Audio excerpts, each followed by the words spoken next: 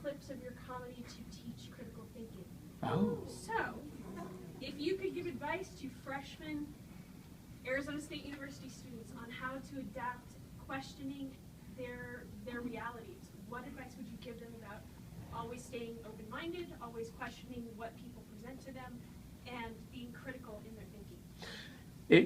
That's a good question. It's a tricky thing. I think journalists and comedians actually, because you've got to keep coming up with stuff. You say, "Hey, I've got a living doing this," and then they say, "Write, journalists, write another piece." And you go, and you realize what you can do. And I do this when talking even with the crew that I'm working with. Sometimes I say, "Why is that?" And I said, "The Phoenix." Like as soon as I think Phoenix, so the Phoenix did the city burn to the ground and then they rebuilt it? It was a Phoenix. I immediately will look at a thing and start questioning it, not necessarily in a bad way, but just tell me more about that. I'm inquiring, and maybe you're built like that. Maybe I have the inquiring genetic. So some people go, I don't know, I'm just going to drink this thing, but it's cake. But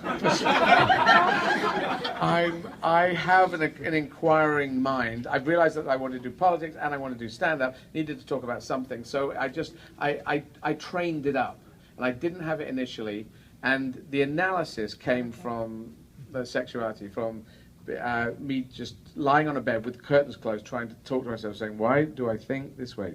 Tell me why." And my brain wouldn't let me think about it initially, because the brain, like a car crash, it actually would block it out. And I'd be thinking, okay, so sexuality, so there's a girl thing, and then I go, and the trees are nice. What a roll. Hey, wait, come back, brain. Come. So my brain wouldn't let me get there, but I just kept pushing it, and I was trying to move ahead. I don't know quite what to say to them, except for if you've got to want to train your mind to do that. I don't think, it's there's the thing about, going to university where there's a set load of things to do. I've done so much training and learning since I left university. I dropped out at 19 because it was all voluntary. Okay, it's 3 a.m. Let's learn about soup.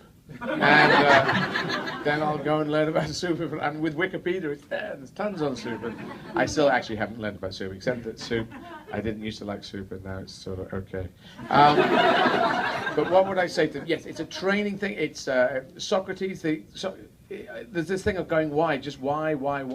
So why is men that and women is women? That's just the WO. That must have come from somewhere. Can we look that up? Yes, we can. We've got computers now, and you can find that out. I actually don't know. Does anyone know what that is? Woe to men. Sorry? Woe to men. Woe to men. That's your show.